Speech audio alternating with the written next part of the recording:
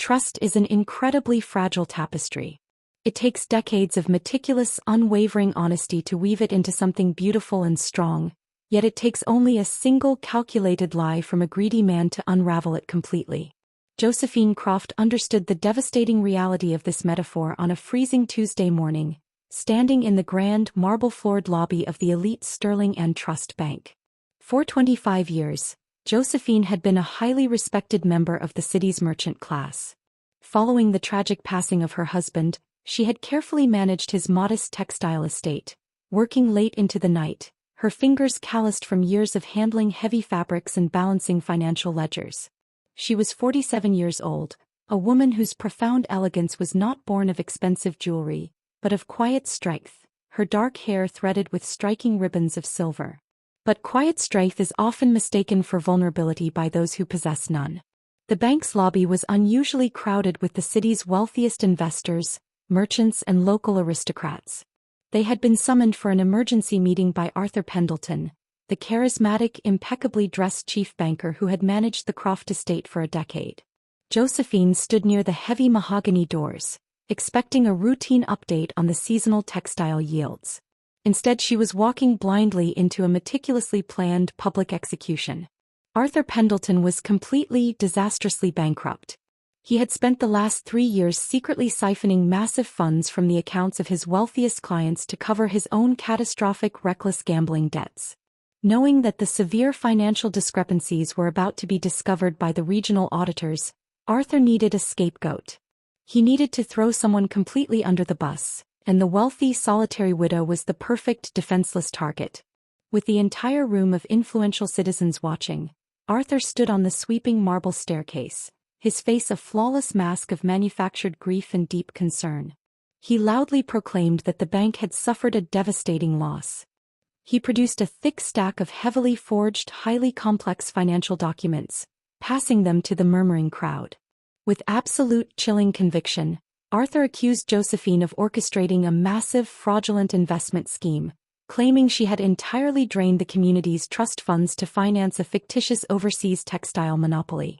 The silence that instantly fell over the grand lobby was suffocating and violently thick. Josephine stood completely frozen, the sheer audacious cruelty of the lie literally stealing the breath from her lungs. Arthur was masterfully pulling the wool over the eyes of the entire city, and he was using her impeccable reputation as the sacrificial lamb. She looked around the room at the people she had hosted for afternoon tea, the merchants she had traded with, and the neighbors she had known for decades. Not a single person stepped forward to question the banker. They simply stared at her, their eyes instantly hardening with vicious judgment, cruel whispers echoing off the vaulted ceilings. In a matter of minutes, the community she had loved entirely turned their backs, leaving her completely out in the cold. To recover a fraction of the stolen assets, Arthur announced, his voice echoing with absolute, sickening authority, the bank is immediately seizing the Croft townhouse, all liquid assets and all personal properties within the city limits. Mrs. Croft is to be permanently exiled from this financial district. The only property remaining to her name is a heavily defaulted, ruined water mill in the northern moors, which is completely worthless. If you have ever been deeply betrayed by someone you trusted, if you know the agonizing pain of watching people believe a terrible lie about you, please leave a like on this video. Let us know in the comments which country you are watching from today, and let's stand with Josephine. Josephine did not scream in protest. She did not fall to her knees on the cold marble floor and beg the merciless, greedy crowd to believe the truth.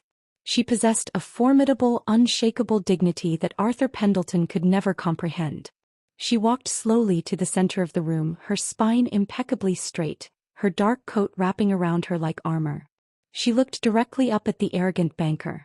She didn't offer a frantic defense, she merely offered a look of freezing, absolute pity. He was a hollow, pathetic coward, and his desperate lies were the ultimate proof of his own weakness. Without speaking a single word to the buzzing, judgmental aristocrats, Josephine turned and walked out the heavy brass doors into the freezing city rain. She was 47, her noble name was completely ruined, and her pockets were entirely empty. She returned to her seized home only to pack a small leather bag with her heavy iron tailoring shears, a set of fine needles, and the old, forgotten deed to the northern water mill. As she boarded a cheap, rattling stagecoach heading toward the brutal, freezing Highlands, she did not shed a single tear. Arthur thought he had buried her in the snow. He didn't know she was the kind of woman who could weave absolute gold out of a blizzard. The brutal transition from the polished, hypocritical cobblestone streets of the city to the raw, unforgiving wilderness of the northern moors was a grueling, bone-chilling ordeal. Josephine traveled for 4 agonizing days in a drafty, cramped public carriage that offered absolutely no protection from the violent, biting Highland winds. As they ventured further north, the comfortable, wealthy estates completely vanished, replaced by an endless, sweeping expanse of dark, jagged rocks, frozen heather, and suffocating, thick gray fog. The air grew progressively thinner and violently cold, carrying the sharp, metallic scent of impending snow.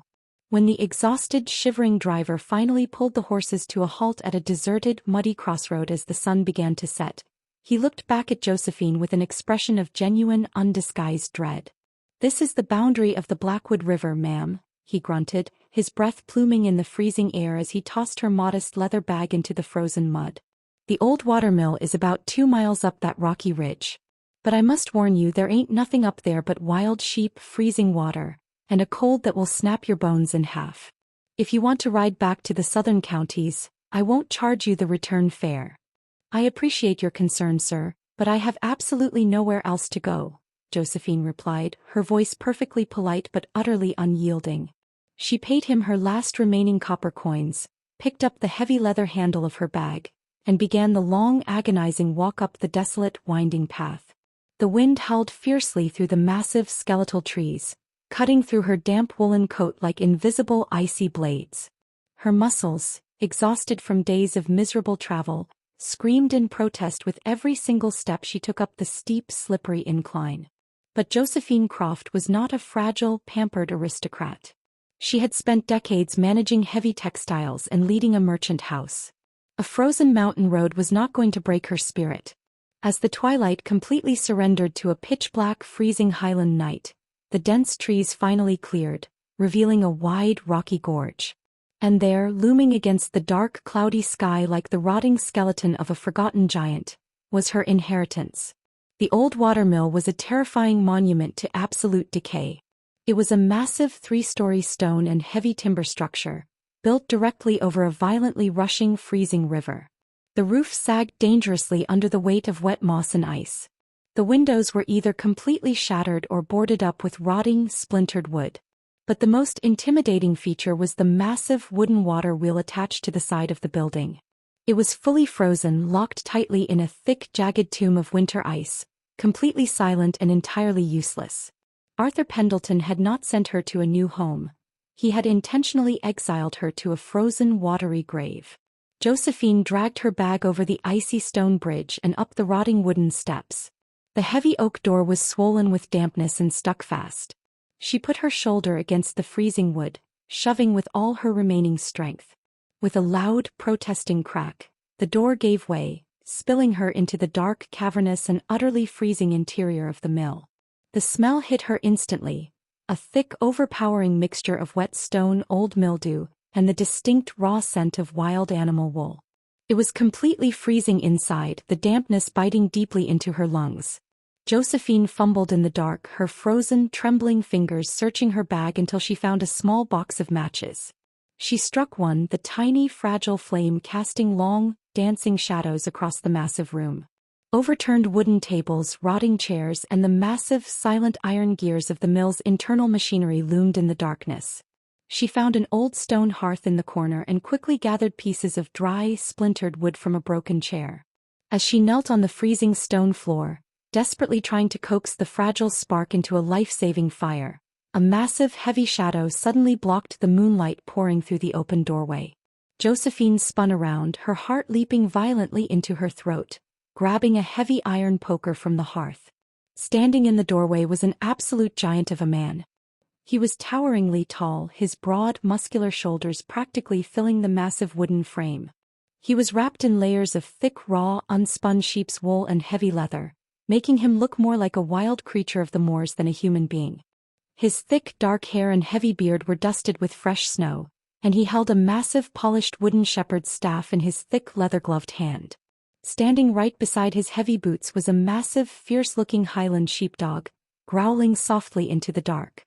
If you are breathless waiting to see how Josephine will survive this freezing nightmare, and if you think this wild giant shepherd is exactly the protector she needs, type Mountain Man in the comments. Make sure to subscribe to follow this incredible journey. The villagers in the distant valleys whispered legends about the reclusive, silent shepherds of the high moors, calling them ruthless, untamed brutes who hated outsiders. The giant stepped slowly into the room, the heavy rhythmic thud of his boots echoing over the sound of the rushing river outside. He looked at Josephine's defensive stance, her shivering frame and the fierce, unbroken fire in her dark eyes. He didn't offer a mocking smile or a threatening word. The wood from that chair is rotten with river dampness. It will only smoke and choke you, the man rumbled, his voice incredibly deep, rough and carrying a thick, comforting Highland lilt. He reached into his heavy woolen cloak, pulled out a bundle of perfectly dry resin-soaked pine kindling, and tossed it gently onto the stone hearth. I am Duncan. And you are standing in a graveyard, city woman. The Highland morning did not arrive with the gentle, golden warmth of the southern counties. It broke over the jagged, unforgiving moors like a shattered blade of ice, casting long, bruised shadows of violent purple and cold, metallic blue across the frozen heather. Josephine woke on the hard, dusty floorboards of the ruined watermill, her body curled tightly beneath her heavy woolen coat. The fire Duncan had miraculously started the night before had burned down to a pile of gray, smoking embers, yet the residual heat had undoubtedly saved her life. Every muscle in her 47-year-old body ached with a deep, persistent fire, a harsh, undeniable reminder of the grueling physical toll her journey had taken. For 25 years she had slept in a soft, feather-lined bed in a warm, brick-walled city townhouse. Now she was waking up in a freezing, rotting wooden cavern suspended over a rushing, violent river. She sat up slowly, her breath pluming in the freezing air, and pulled her dark coat tighter around her shivering shoulders. The silence inside the massive mill was absolute, heavy, and deeply unsettling, broken only by the aggressive, continuous roar of the Blackwood River directly beneath the floorboards. There were no horse carriages rattling on cobblestone streets outside, no distant voices of servants preparing morning tea, no familiar, comforting ticking of a grandfather clock. There was only the relentless, howling Highland wind rattling the loose, splintered wooden shutters. Josephine stood up, her joints popping in protest, and pushed open the heavy front door to inspect the absolute reality of her inheritance in the pale morning light. The sheer, overwhelming scale of the old watermill was terrifying. She walked carefully across the slippery, ice-coated stone bridge to the side of the building, staring up at the massive wooden water wheel. It was a staggering feat of ancient engineering, but it was completely paralyzed. The massive wooden paddles were encased in thick, jagged tombs of solid winter ice, locked tightly against the stone foundation. Without the wheel turning, the massive iron gears inside the mill, the machines required to card, spin and weave heavy textiles, were entirely dead. Arthur Pendleton thought he had left her completely hanging by a thread, expecting her to freeze to death before the week was out. You are staring at a frozen corpse, city woman. The river claims what it wants, and it claimed that 5 winters ago. The voice was incredibly deep, rough, and rolled across the snowy riverbank like distant thunder. Josephine spun around, her heart leaping violently into her throat. Standing 10 yards away, emerging silently from the dense, freezing morning mist, was Duncan. The towering, muscular shepherd looked even more intimidating in the daylight, his broad shoulders covered in a heavy mantle of raw, unspun sheep's wool that repelled the falling snow perfectly. His striking pale gray eyes locked onto hers from beneath his dark, weather-beaten brow. Slung effortlessly over his massive shoulder was a heavy burlap sack, and trailing faithfully at his heels was the large, fierce Highland sheepdog. Duncan stepped forward, his heavy boots crunching loudly in the snow. He stopped a few feet from her, dropping the heavy burlap sack onto the frozen mud with a dull thud. He expected her to be weeping. He expected her to beg him for an escort back to the safety of the southern valleys, terrified by the ice and the brutal isolation. But Josephine Croft did not weep. She had spent decades navigating the ruthless, cutthroat world of wealthy textile merchants. She was not about to be frightened by a living man, no matter how wild or giant he looked. She lifted her chin, calling upon every ounce of her formidable, quiet dignity, and met his intimidating gaze without blinking. "The wheel is not dead, Mr. Duncan," Josephine said, her voice perfectly steady despite the freezing wind whipping her dark hair. "The timber is solid oak and the iron axle is completely free of deep rust. It is merely sleeping under the ice. If we break the freeze on the lower paddles, the current of the Blackwood will catch it. The sheer force of the river will do the rest of the work for us." If you are absolutely amazed by Josephine's fearless attitude and her refusal to surrender to the ice, please leave a like on this video. Let us know in the comments if you think Duncan has finally met his match. The giant shepherd stared at her, utterly taken aback. The fierce, unyielding pride and absolute mechanical certainty in her dark eyes were completely unexpected. He looked at her simple dark coat, her freezing, uncalloused hands and the stubborn tilt of her chin. A strange, almost imperceptible shift occurred in his stormy gray eyes. A sudden, profound flicker of absolute respect. They were entirely different people, yet he recognized instantly that they were cut from the very same cloth. He didn't say a single word of argument.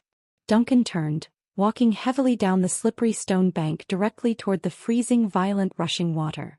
He picked up a massive, heavy iron pry bar resting near the foundation. With a terrifying display of raw, brutal masculine strength, he drove the heavy iron bar directly into the thickest shelf of ice gripping the lowest wooden paddle. The muscles in his broad back strained violently against his heavy woolen cloak. With a loud, deafening crack that echoed like a gunshot across the gorge, the ancient ice shattered into 1,000 brilliant pieces. The rushing, violent current of the Blackwood River instantly caught the freed wooden paddle. The massive wheel groaned, a deep, earth-shaking sound of protesting wood and grinding iron. Slowly, agonizingly, and then with a sudden triumphant surge of violent momentum, the colossal wheel began to turn. The entire stone building vibrated. The heart of the ruined mill had officially started beating again. The moment the colossal exterior water wheel surrendered to the violent, rushing current of the Blackwood River, the interior of the ruined mill was completely, aggressively transformed. The deafening, rhythmic thundering of the massive wooden paddles striking the water was instantly transferred to the complex, ancient iron gears housed in the belly of the stone building. Josephine rushed back inside, pulling the heavy oak door shut behind her. She stood in the center of the cavernous freezing room, her dark eyes wide with profound, breathtaking awe as the intricate machinery around her groaned, shrieked, and finally roared to life. The heavy leather drive belts snapped taut, and the massive iron carding drums and rows of wooden spinning spindles began to turn with a terrifying, flawless mechanical precision. The mill was not a graveyard. It was a sleeping, monumental giant, and Josephine had just handed it a cup of black coffee. She quickly threw off her heavy winter coat, the adrenaline completely masking the biting cold of the air. She moved with the fluid, expert grace of a master artisan who had spent 25 years understanding the soul of heavy textiles. She grabbed a rusted oil can from a forgotten shelf, moving fearlessly between the violently spinning gears, expertly lubricating the ancient, screeching iron joints until the deafening mechanical shrieks smoothed into a deep, powerful and continuous hum. Duncan stood completely still in the open doorway, the freezing wind whipping his heavy woolen cloak, his fierce sheepdog sitting quietly at his boots. The towering, silent shepherd watched her in absolute, profound fascination. He had seen strong, arrogant city men completely break and weep under the crushing, isolating pressure of the Highland winters. Yet here was an elegant, refined widow stripped of her wealth and her noble name, dancing fearlessly between massive, deadly iron gears with a rusted oil can, looking entirely beautifully alive. When the machinery was finally stable, Josephine turned her attention to the heavy burlap sack Duncan had dropped on the frozen mud outside. She dragged it indoors, untying the thick hemp rope. Inside was a massive, tightly packed bundle of raw, unspun Highland sheep's wool. She plunged her bare, freezing hands directly into the dense, oily mass, pulling a large handful up to the pale morning light filtering through the broken windows. Her breath hitched in her throat. Josephine was a master merchant. She had handled the finest imported silks from the East and the softest, most expensive cashmere from the southern empires. But she had never in her entire life touched anything like this. The wool was incredibly dense, tightly crimped to trap absolute heat, and heavily coated in natural lanolin, making it perfectly, impossibly waterproof. The color was a stunning, complex mixture of deep, stormy grays and rich, earthy browns. It was the ultimate perfect armor against the brutal elements, grown specifically by the wild sheep that survived the deadliest winters on Earth. "The southern merchants call our sheep dirty and wild," Duncan rumbled, stepping into the room and closing the heavy oak door behind him to block the biting wind. He walked slowly toward her, his heavy boots echoing on the stone floor. "They refuse to buy our fleece because it cannot be bleached into fragile, pure white cloth for their delicate city dresses. They throw it away. They throw it away because they are absolute arrogant fools," Josephine whispered, her dark eyes shining with a fierce, unstoppable brilliance. "This is not dirty, Mr. Duncan. This is liquid gold. If this raw fleece is properly carded and spun on these heavy iron machines, without stripping away the natural oils, it will produce a textile so incredibly warm, so impeccably waterproof, that it will render every expensive winter coat in London completely obsolete." If you love seeing Josephine realize that her worthless exile is actually the key to a multi-million-dollar empire, hit that like button right now. Type "Golden Fleece" in the comments to claim her ultimate victory. Don't forget to subscribe. Josephine did not waste a single second. She loaded the raw heavy wool into the massive spinning iron teeth of the carding machine. The mill devoured the rough fleece, separating the tangled fibers with violent efficiency, spitting out a thick, continuous, perfectly smooth cloud of dark, heavy roving. She moved swiftly to the spinning wheel, guiding the thick fibers into the rapidly twisting spindle. Her hands, which the city banker had deemed useless and fraudulent, moved with a breathtaking, magical dexterity. Duncan approached the spinning wheel, his striking pale gray eyes locked entirely onto her face. He didn't look at the mechanical marvel of the machine. He looked only at the fierce, beautiful concentration of the woman operating it. She was shivering violently, her knuckles red and raw from the biting cold, yet she refused to stop. Without saying a word, Duncan reached out his massive, calloused hands. He gently but firmly covered her freezing, trembling hands, forcing the spinning wheel to a halt. His sheer, radiating body heat was shocking, warming her freezing skin instantly. Josephine looked up, her breath catching as she met his intense, fiercely protective gaze. He didn't look at her with the greedy, transactional entitlement of the wealthy city men. He looked at her with an overwhelming, profound respect. "The mill will spin the wool, Josephine," Duncan murmured, his deep voice dropping to a low, intimate register that vibrated in her chest. "But if you lose your fingers to the frostbite today, you cannot weave the cloth tomorrow. Come to the fire." It was a silent, unbreakable promise of partnership. The ruined watermill was roaring with life, and the untouchable, magnificent empire of the frozen north had officially begun to rise. The transformation of the ruined, freezing watermill into a booming, fiercely hot and impeccably efficient textile fortress was an absolute, breathtaking marathon of pure human endurance. For the next 3 months, as the brutal Highland autumn aggressively gave way to the deadliest, most unforgiving winter in a decade, Josephine and Duncan forged a silent, unbreakable partnership that defied the hostile elements outside. They operated in a seamless, exhausting rhythm, completely isolated from the judgments and the cruel, shallow whispers of the city elite. Duncan arrived at the mill every single morning before dawn, his massive frame easily navigating the treacherous, ice-slicked mountain paths. He brought heavy, dense cords of dry firewood, fresh wild game, and massive burlap sacks overflowing with the raw, incredibly thick, greasy fleeces sheared from his sprawling flock of wild Highland sheep. In return, Josephine kept the massive stone hearth roaring day and night, the flames casting a permanent, warm, golden glow against the cold, dark stone walls of the mill. The ancient, colossal water wheel outside continued to thunder relentlessly against the violent current of the Blackwood River, driving the massive iron looms inside. Josephine was an absolute visionary, her hands moving over the rapid, snapping threads with a dizzying, magical speed. She completely revolutionized the traditional weaving process. Instead of aggressively scouring and bleaching the wool, the fatal mistake the southern merchants always made, which stripped the fibers of their natural vital oils, Josephine embraced the raw, untamed nature of the Highland fleece. She spun the wool incredibly tight, weaving it into a dense, heavy, beautifully textured herringbone pattern that permanently trapped the natural lanolin inside the core of the fabric. The resulting textile was a monumental, unprecedented masterpiece. It was a stunning dark storm gray cloth, incredibly soft to the touch, yet possessing a dense, heavy weight that felt like an impenetrable suit of armor against the bitter cold. More importantly, when Josephine threw a heavy bucket of freezing river water over the finished fabric to test its resilience, the water did not soak in. It beaded up instantly and rolled completely off the surface, leaving the heavy wool entirely miraculously bone-dry. The southern aristocrats wear thin, fragile silk coats imported from Paris, and they shiver violently in the winter wind, Josephine said softly one evening, running her calloused, permanently stained fingers over a massive, newly woven bolt of the dark waterproof cloth. They pay fortunes to look elegant, but their coats are completely useless against a real storm. This fabric, Duncan, is not just elegant. It is absolute, undeniable survival. Duncan stood quietly by the roaring fire, his striking pale gray eyes reflecting the dancing orange flames. He was currently wearing the very first heavy winter coat Josephine had tailored specifically for his massive frame.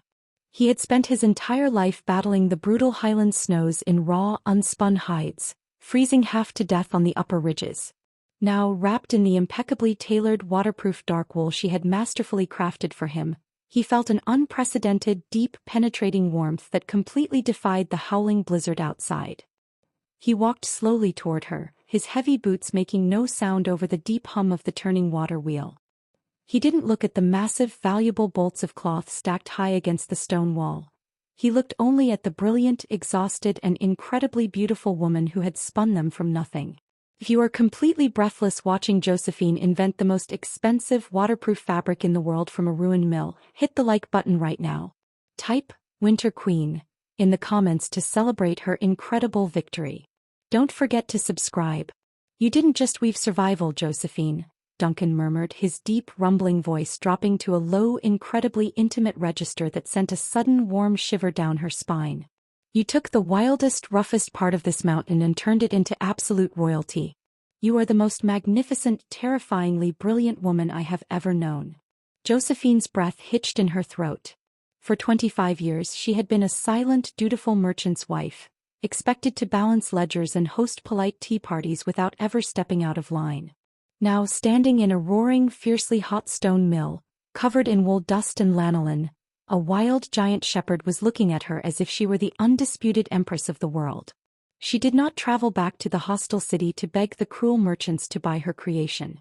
She simply sent 3 small, beautifully wrapped swatches of the waterproof storm gray cloth to the most exclusive, famously critical Highland tailoring houses in the northern capital, along with a handwritten note declaring the origin of the textile. She knew exactly what she possessed. The trap was set, the masterpiece was completely finished, and the absolute freezing destruction of Arthur Pendleton's stolen bank was only a matter of time. While the isolated, freezing northern moors were humming with vibrant life and unimaginable, exploding wealth, a very different, deeply toxic atmosphere was rapidly suffocating the grand, marble-floored lobby of the Sterling and Trust Bank in the city. Arthur Pendleton had thrown Josephine under the bus with the arrogant, entirely misguided belief that publicly ruining a wealthy widow would permanently cover up his own catastrophic financial crimes. He had spent the first 3 months of winter doing exactly what he did best, projecting a completely false, lavish illusion of overwhelming success. He wore new, custom-tailored, expensive silk suits imported directly from the continent, aggressively parading his stolen wealth in front of the city's elite, desperately trying to distract the regional auditors from looking too closely at the bank's rapidly bleeding ledgers. But Arthur knew absolutely nothing about the delicate, vital foundation of genuine trust, and his arrogant, reckless gambling habits only accelerated.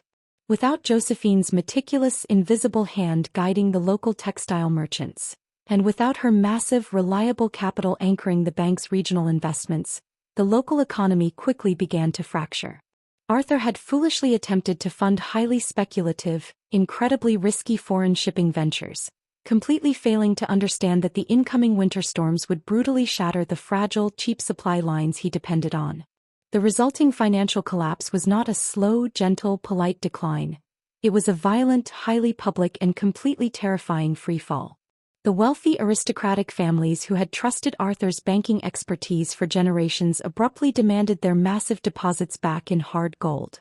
They sent polite, devastatingly cruel legal notices to the bank, stating that they could no longer, in good conscience, risk their fortunes with a man whose investments were actively sinking to the bottom of the freezing ocean. The daily line of wealthy patrons depositing silver completely vanished, replaced by aggressive, panicked mobs of furious citizens banging on the heavy brass doors, demanding their money. Arthur was currently sitting behind his massive, polished mahogany desk, his expensive, pristine silk suit completely failing to hide the desperate, terrified panic violently contorting his heavily powdered face. The Grand Bank lobby outside his office was dead silent, a terrifying contrast to the bustling, profitable hum it had maintained before he falsely exiled Josephine. He paced frantically back and forth across the expensive Persian rug, his face flushed with hot, ugly fear, holding a stack of past-due, heavily forged financial ledgers in his trembling, sweating hands. "The auditors have officially frozen the primary accounts, sir," his nervous, deeply intimidated manager stammered, stepping into the room and shutting the heavy oak door quickly. "The regional magistrate has issued a formal warrant. We are completely bleeding money from a dozen different wounds. If we do not produce a massive, highly profitable influx of hard capital before the brutal winter freeze fully locks the city, the bank will default, and you will be sent to the debtor's prison." Arthur rubbed his throbbing temples, the heavy, suffocating weight of his own profound incompetence finally crushing his arrogant, fragile ego. He had played a dangerous, reckless game and now he was absolutely paying the ultimate price. A sharp, impatient knock on the heavy oak door interrupted his miserable spiraling. The manager opened it slightly, revealing a frantic, freezing courier holding a silver tray with a single, thick, beautifully embossed newspaper. "Sir," the manager stammered, his eyes wide with absolute horror as he placed the tray on the edge of the desk. "This just arrived from the High Society Gazette in the northern capital. It is the premier fashion and industry review for the severe winter season." Arthur snatched the heavy paper, tearing it open with trembling, desperate fingers. He scanned the elegant script, searching frantically for any mention of a financial bailout or a wealthy new investor. His eyes widened in absolute, unadulterated terror as he read the massive headline of the main article. It did not mention his failing bank. The entire front page was dedicated to a breathtaking, unprecedented new discovery that was completely dominating the aristocratic elite across the entire country. "The invincible armor of the Moors. A new empress of textiles emerges." The article detailed, in agonizing, poetic prose, a revolutionary new waterproof Highland wool that possessed a density and warmth never before seen in modern tailoring. The elite fashion houses of London and Paris were practically going to war over the exclusive distribution rights. The heavy, dark storm gray cloth was described as an absolute masterpiece of survival and luxury, and the creator was described as a mysterious, brilliant widow operating a massive, highly successful private water mill in the freezing northern Highlands, a mill located on the jagged edge of the Blackwood River. Arthur stopped breathing. The name hit him like a physical, crushing blow to the chest. Blackwood River. The barren, freezing, worthless piece of rotting wood he had intentionally exiled Josephine to, expecting her to freeze to death and disappear forever. It was impossible. It had to be a cruel, terrifying coincidence. "Prepare my carriage immediately," Arthur demanded, standing up abruptly, his voice shrill with manic, desperate entitlement. "We are traveling to the northern moors tonight. That ruined mill was bank property. Josephine Croft has stolen our fortune." He was marching blindly toward his own absolute destruction, completely unaware that the woman he had banished to a frozen graveyard was already wearing the invincible warm crown he so desperately needed to survive the winter. The journey from the comfortable, hypocritically polite and warmly lit streets of the southern city to the violent, howling expanse of the northern moors was an agonizing, profoundly humiliating ordeal for Arthur Pendleton. For 4 miserable, terrifying days, the freezing wind relentlessly battered the thin wooden walls of the cabin. Arthur shivered uncontrollably in his expensive thin Italian silk suit, completely and devastatingly ill-equipped for the deep, suffocating freeze. He spent the entire journey convincing himself that Josephine Croft was merely a fragile, lucky widow, and that with his booming voice and aggressive legal threats, he could easily terrorize her into surrendering her newfound wealth back to the bank. However, when the exhausted, frost-covered horses finally crested the high, rocky ridge overlooking the Blackwood River, the arrogant demands completely died in his freezing, dry throat. The sight before him was not a barren, struggling, rotting wooden shack, nor was it the frozen graveyard he had intentionally banished Josephine to. It was a staggering multi-million-dollar fortress of unparalleled, breathtaking industrial power. The once-ruined stone building had been masterfully repaired, massive, warm plumes of white smoke rising continuously from its newly built stone chimneys. Through the wide, glowing windows of the mill, Arthur could see the massive, gleaming iron gears operating flawlessly, driven by the violent river, while local Highland workers moved purposefully, loading enormous, heavy bolts of dark, storm-gray fabric onto waiting horse-drawn sleds. Arthur pulled the carriage to a harsh halt at the edge of the icy stone bridge, the wheels skidding dangerously on the frost. He stepped out, his expensive, thin leather shoes instantly sinking into the freezing, deep snow. He marched awkwardly up the swept stone path toward the heavy oak door of the mill, his teeth chattering violently, determined to project a false aura of absolute banking authority. Before his trembling, freezing hand could even reach for the iron handle, the massive door swung open. Josephine was standing there holding a thick leather-bound ledger. She was not the pale, exhausted, defenseless victim Arthur remembered from the marble lobby in the city. She was absolutely radiant. She wore a beautifully tailored heavy winter coat made from the very storm-gray waterproof wool she had invented, her dark hair pinned elegantly, her skin glowing with the profound heat of the roaring fire inside and the unshakable, terrifying confidence of a woman who commanded her own magnificent destiny. She looked like an absolute queen standing on the threshold of her impenetrable fortress. "Josephine," Arthur demanded, his voice shrill, thin, and shaking violently with the cold, completely lacking its usual aristocratic venom. "What is the absolute meaning of this? You have stolen bank property. You ran away to this wasteland and built a massive, illegal operation using stolen city funds. The auditors have frozen my accounts. I am here to take formal control of this mill and the exclusive distribution rights to this fabric." She slowly closed her ledger, looking down at Arthur's freezing, ruined silk suit, his desperate, panicked eyes, and his pathetic, shivering posturing. She looked at him with an expression of absolute, freezing indifference. "You are trespassing on private property, Arthur," Josephine said, her voice perfectly calm, smooth, and chillingly polite, carrying clearly over the roaring, violent sound of the river behind her. "And you are remarkably, pathetically mistaken about the law you claim to uphold." Arthur stepped forward aggressively, his fists clenched uselessly at his sides, his breath pluming in the freezing air. "Don't play games with me, Josephine. Your name is ruined in the city. Everything you produce here belongs to the Sterling and Trust Bank to repay your fraudulent debts. I will bring a regional magistrate down here and seize those iron gears by nightfall if you do not sign the transfer papers and save my bank." "You will do absolutely no such thing," Josephine replied softly, stepping closer to the edge of the doorway, leaning forward so only he could hear her freezing, lethal tone. "When you completely fabricated those financial ledgers to cover your own pathetic gambling debts, you were so incredibly greedy, so eager to publicly execute me and discard me to the wolves, that you formally severed me from the city's jurisdiction and transferred this worthless deed completely free and clear of all banking ties. You legally exiled me. You handed my solicitor an ironclad, permanent document of independence. You have absolutely no legal claim to my mill, my wool, or my magnificent untouchable empire. If you are literally cheering right now as Josephine completely destroys the greedy banker with the very papers he used to banish her, smash the like button. Type checkmate in the comments to claim her ultimate victory." Arthur stared at her, sheer, unadulterated panic gripping his freezing throat. The realization hit him like a physical blow. He had absolutely nothing. His arrogance had handed Josephine the ultimate, unbreakable shield.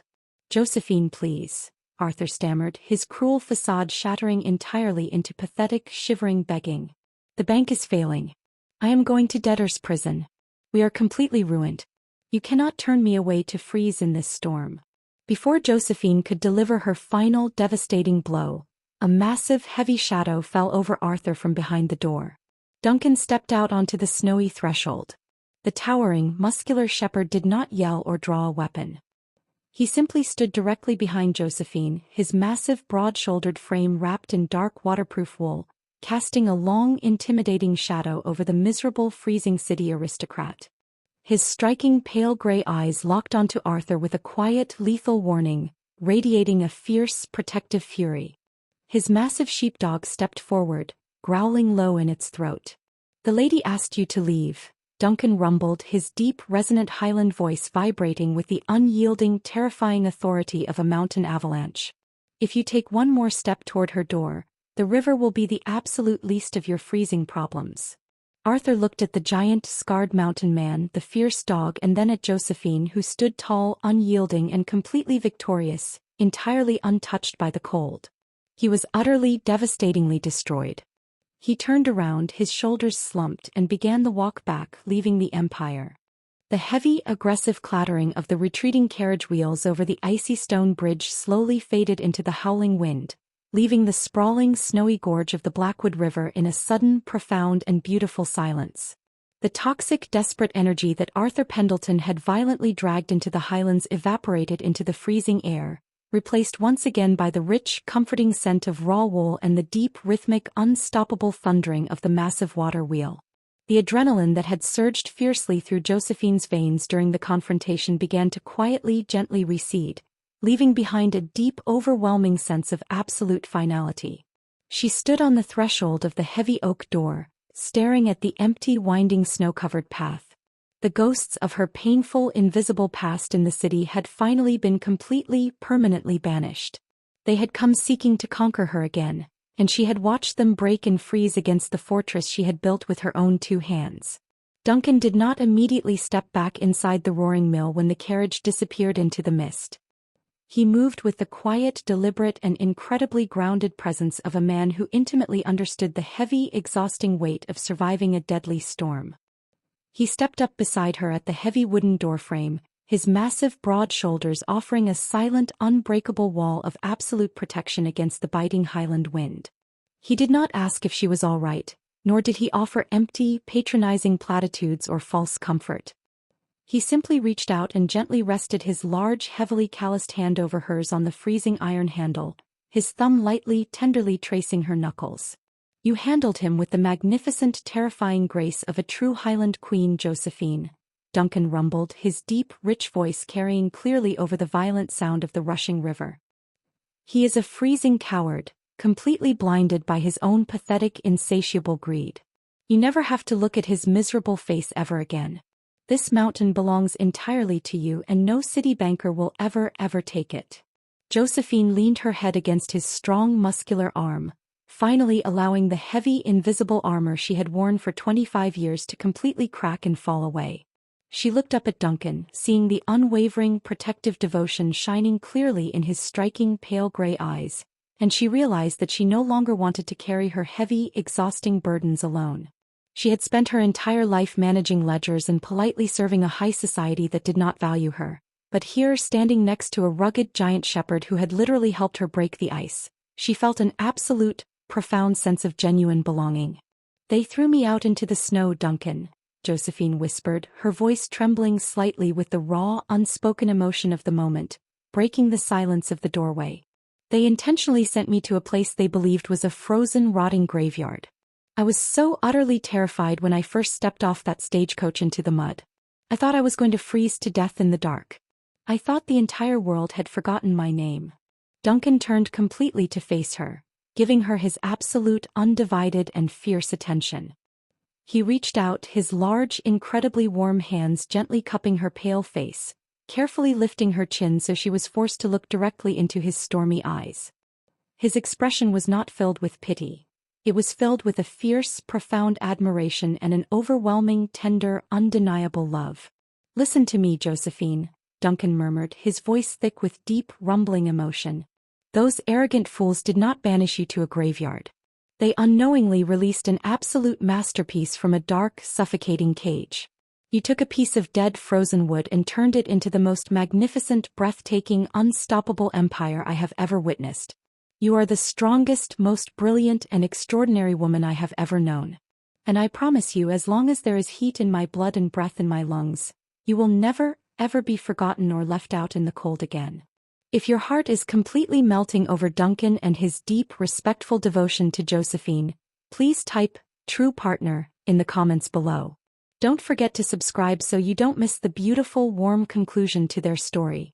Josephine let out a soft, breathless sob, tears of absolute, radiant joy finally spilling over her dark eyelashes. Duncan wiped them away with incredible, surprising gentleness.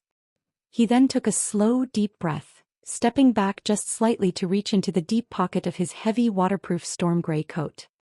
He did not drop to one knee in the snow like a wealthy, theatrical city aristocrat performing a public play.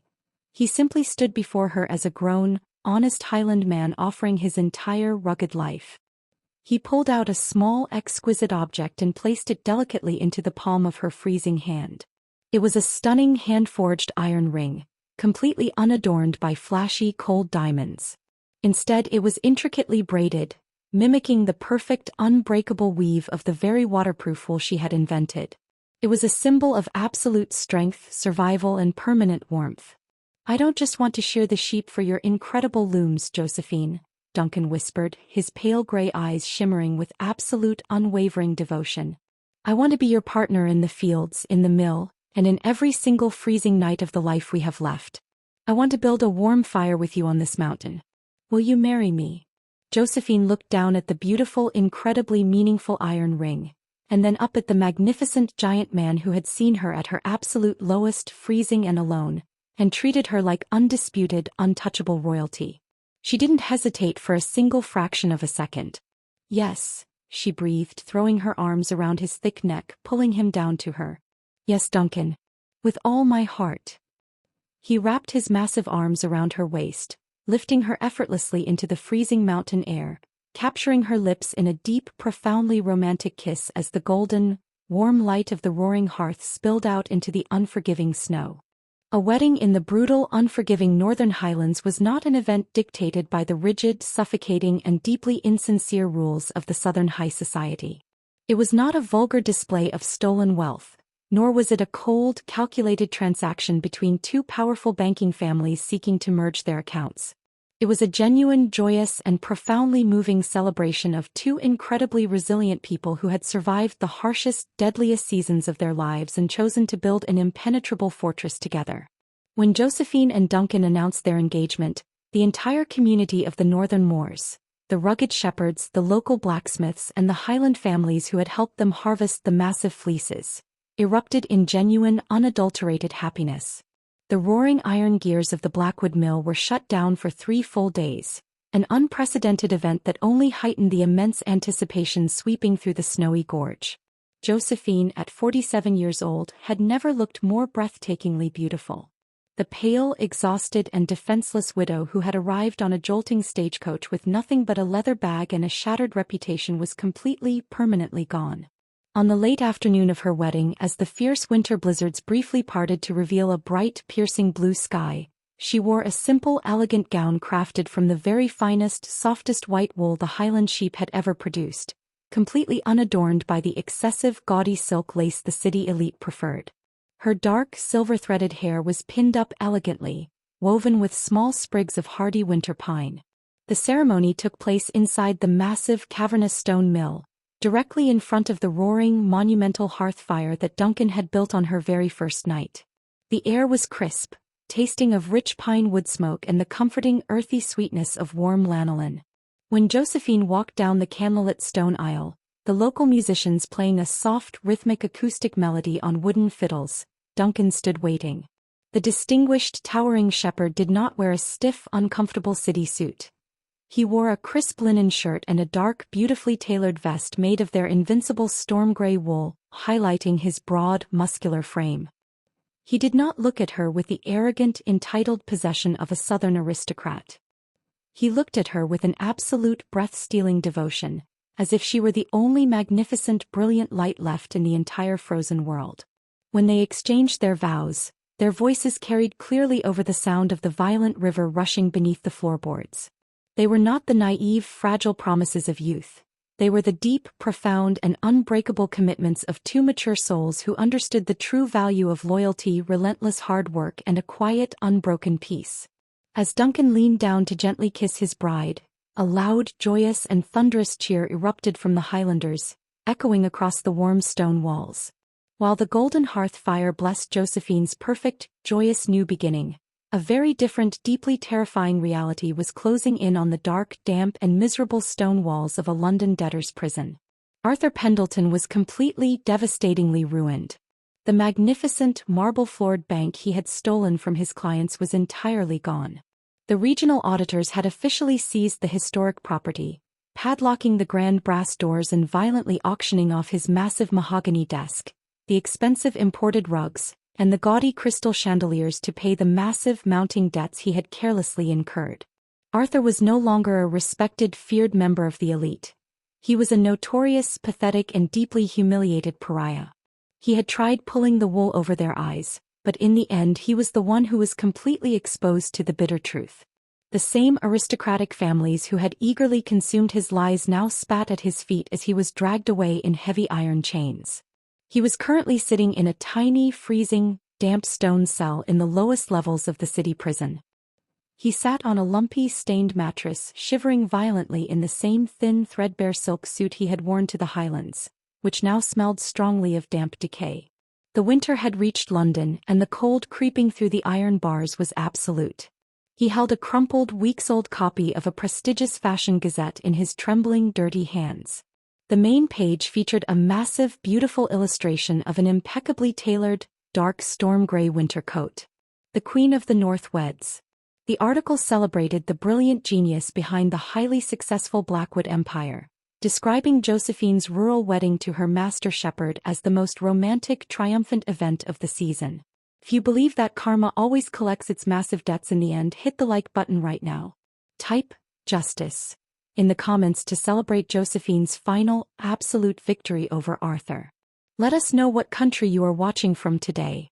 Arthur stared at the elegant script, the sheer, overwhelming weight of his colossal mistake finally crushing the last remaining fragments of his arrogant ego. He had held a magnificent, priceless ally in his hands for a decade, and he had thrown her into the ice for a piece of cheap, worthless pride. Now Josephine was building a massive, lucrative global empire and living a life of profound love and deep respect, while he was quite literally freezing to death in the miserable gutters of the city. The bitter, agonizing taste of absolute regret flooded his mouth. He crumpled the gazette and threw it onto the freezing floor, burying his face in his dirty hands as the cruel, cold reality of his karma finally consumed him completely. 5 years later, the relentless, freezing passage of winter seasons had only served to deepen the massive roots of the Blackwood textile empire and the profound, unbreakable bond between Josephine and Duncan. The quiet, forgotten, and once desolate northern gorge was no longer a hidden secret. It had completely transformed into a highly sought-after, elite hub of industry, drawn entirely by the legendary reputation of the massive, roaring water wheel and the invincible waterproof wool it produced. The original stone mill and the adjoining storage barns had expanded once again, now occupying an entire vast compound overlooking the violent, rushing river. The operation employed dozens of local Highlanders, providing fair, generous wages and a level of deep respect that completely revitalized the impoverished northern economy. Josephine was no longer the sole, exhausted laborer working in the dark hours before dawn, desperately feeding raw fleece into rusted iron teeth. She had taken on a team of eager, talented young apprentices, meticulously teaching them the complex, magical alchemy of preserving the natural lanolin, ensuring that her revolutionary weaving techniques would live on for generations. Yet despite her staggering, unimaginable wealth and the massive global success of the business, Josephine absolutely refused to adopt the cold, disconnected arrogance of the London elite she had left behind. She still tied a heavy canvas apron around her waist every single morning. She still found profound, meditative peace in the rhythmic, careful spinning of the dark storm-gray wool, and she still walked through the snowy fields, running her bare hands over the thick coats of the magnificent Highland sheep that had saved her life. It was late afternoon on a crisp, brilliant winter day. The violent Highland blizzards had finally softened, carrying the sharp scent of fresh pine needles and the rich, intoxicating aroma of roasting venison from the mill's massive stone chimneys. Josephine stood on the expansive, polished wooden balcony of the newly built manor house, watching the wealthy city merchants carefully load their expensive, heavy horse-drawn sleds with massive crates of her highly coveted waterproof fabric. She wore a beautifully tailored dress of deep, warm forest green wool, a thick storm-gray shawl draped elegantly over her shoulders to effortlessly ward off the severe chill. She was 52 years old, and the silver streaks in her dark hair only added to her striking regal beauty. The heavy, glass-paneled oak door leading out to the balcony opened quietly. Duncan stepped out, his tall, broad-shouldered frame commanding immediate respect from the nearby workers loading the sleds. At 57, the master shepherd was as ruggedly handsome and formidable as ever, his thick dark hair now entirely silver, his striking pale gray eyes still burning with the quiet, intense intellect and deep devotion that had first drawn Josephine to him. He carried 2 steaming porcelain cups of dark, strong spiced tea. Duncan walked over to Josephine, offering her a cup with a gentle, affectionate smile. He stood beside her at the heavy wooden railing, his massive arm naturally wrapping around her waist, pulling her comfortably against his side. Josephine leaned her head against his broad, muscular shoulder, sipping the hot, fragrant tea, looking out at the endless, snow-covered expanse of the beautiful, untamed valley. "The new shipment of raw fleece arrived from the upper ridges this morning," Duncan murmured, his deep, rich Highland baritone voice vibrating comfortingly against her shoulder. "The quality of the crimp is so tight this year, the apprentices in the carding room could barely believe their eyes. They are absolutely thrilled." Josephine smiled, her dark eyes reflecting the golden, magnificent light of the setting northern sun bouncing off the snow. "They have been practicing the delicate herringbone weave for the new heavy coats all week, Duncan. They are incredibly eager to prove themselves to the master." Duncan turned his head slightly, pressing a soft, lingering kiss to her temple. "They are learning from the absolute, undisputed queen of the Moors, my love. It is no surprise they are desperate to impress you with their weaving." Josephine set her teacup down on the wide, snowy wooden railing. She turned fully to face her husband, her hands reaching up to rest gently against his strong, warm chest.